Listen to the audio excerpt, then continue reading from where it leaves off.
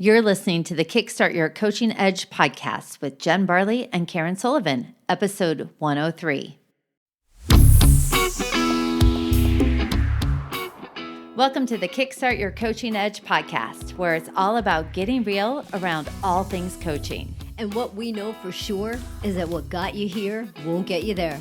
You can't see the spinach in your own teeth. And finally, hang on, because this one's really deep.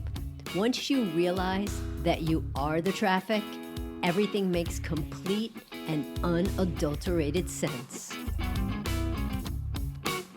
You can't see the spinach in your own teeth, Karen. No, you can't. And just a heads up for you, Jen, although you're kind of smiling a little bit now, you don't have any spinach in your own teeth. But if you did, you wouldn't even know it.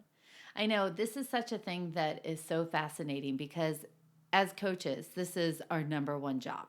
It is. And, you know, it's funny because before we do these things, I like to do a little bit of research. And one of the things, of course, I'm Googling is spinach in your own teeth. And the things that pop up are, do your teeth feel weird after eating spinach? I never actually thought about my teeth feeling weird after eating spinach. But anyway, the reason why I'm saying this is because there's a thing called spinach teeth. Now, I didn't even know there was this thing called spinach teeth until I started looking for stuff for us.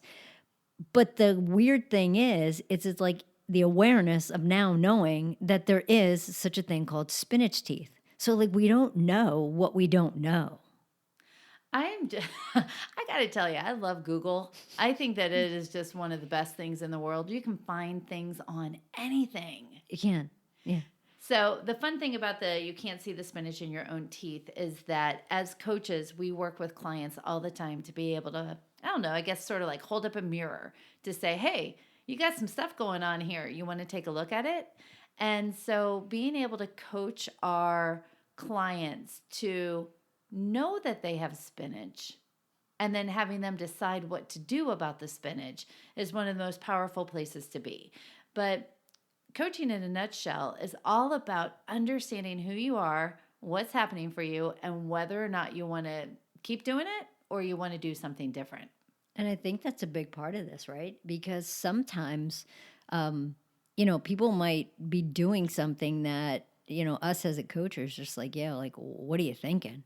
But it works for them. And I think that that's the biggest piece of this is that what works for you works for you. What works for me works for me. And what works for our clients works for our clients. But a big part of it is helping them figure out what's working or what's not working. What do they want? And a lot of times they don't even know what they want. They know that they just don't want to be where they are. Yeah, you can tell that often how they talk about things. I don't want this. I don't want that. I'm never going to do this again. But getting them to say, well, what do you want is sometimes a shift that they're not used to really thinking about things and what they do want. That's just a little bit of a side note. Yeah. Like you want a little bit of a side note, same thing used to happen like in the travel agency world, right? People come into the travel agency and you'd say, okay, so where do you want to go? And like, I don't know. Like, okay, great. Tell me about what you loved about your last vacation and what did you hate about your last vacation. So the great part about that is being able to figure out what they do love, but also what don't they want, right? What don't they want? And people are often so much more able to identify what they don't want instead of what they do want. And then you figure out where they want to go. Did you used to work at a travel agency? I did. Why do I not know this? I don't know. I have so many questions, but it all makes sense now because you love booking our travel. I do.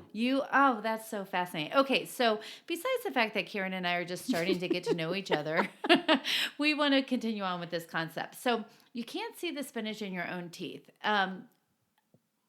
What I love about this is where it tends to show up the most with clients is clients will tell us all the time what they're really afraid of.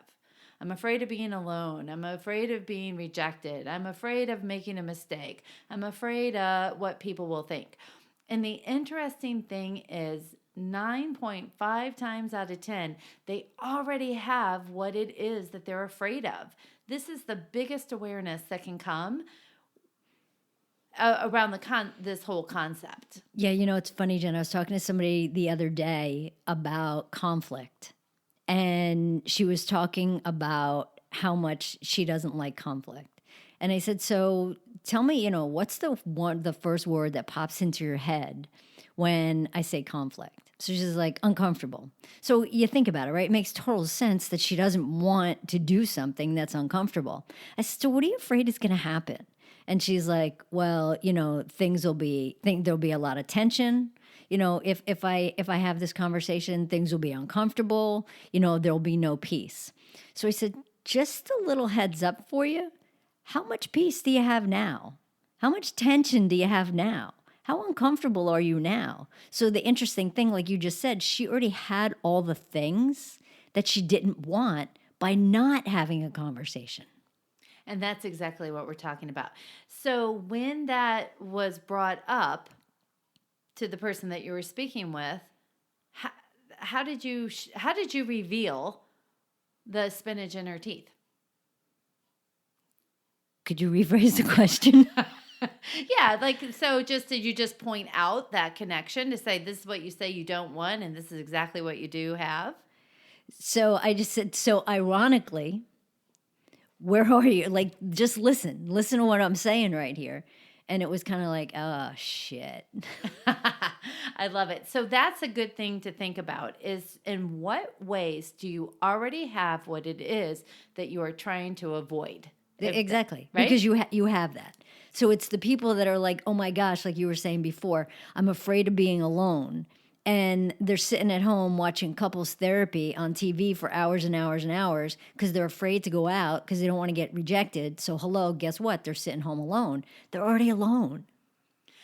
So this all ties into the ICF new core competency model. And I'm just going to bring up one part under the communicating effectively. It's under section 7, which is evokes awareness.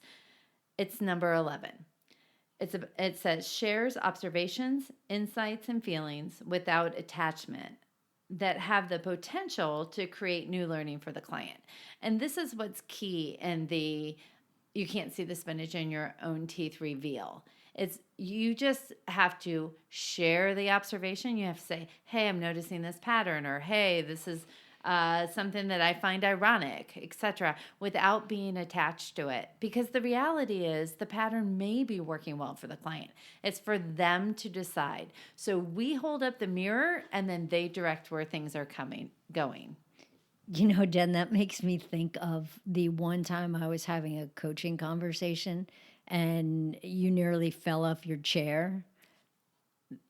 Oh, the one I heard through the wall? The one you heard through the wall, yeah. Oh my God, you guys. So Karen and I share this wall for our office, and we're in Florida, and then we share a wall.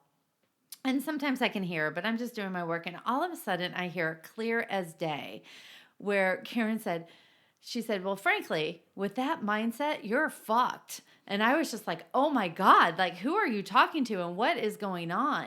And so that's a great example of you can't see the spinach in your own teeth.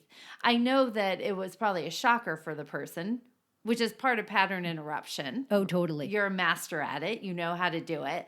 But just by saying that one line, what do you think was the reveal for that person? Well, there was dead silence, and then I actually asked her. I was like, "So what's up?"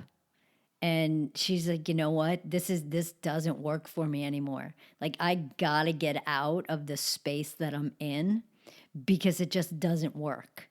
And it really is. It was all things that were mindset. Nothing was based in fact. Everything was just about, well, what if this and what if that and what if the other thing? And it was all negative. So yeah, I think, you've kind of coined the term, the Sullivan Smackdown, and it happens. It does. So we just wanted to share with you guys a little bit of our insights around you can't see the spinach in your own teeth. It's something that we live by. We do this with teams and in corporate when we're working with groups of people as well as individually coaching. And even in our programs that we run, that we are a big one of saying, this is what we're noticing that's happening, or this is what we see. And then saying, what do you think about it? Where do you want to go with it? What do you want to do with it? Share what we see and then let them take the lead. Yeah, absolutely. And just a heads up before we go, spinach teeth is a real thing. I'm just still stuck on the whole travel agent thing. All right, Kara, this was totally a great time to be able to talk about yet another concept, and we really want to say thank you to everybody who's listening along. Till next time. Bye. Hey, everybody. Thanks for listening to the Kickstart Your Coaching Edge podcast. Craving more in-depth discussions? Check out the Get Real Inner Circle with our no BS in-crowd of coaches. Join live coaching discussions, breakdowns of coaching calls, and have some fun while you're at it. You're going to want to go to kickstartyouredge.com/inner circle. It's time to get real.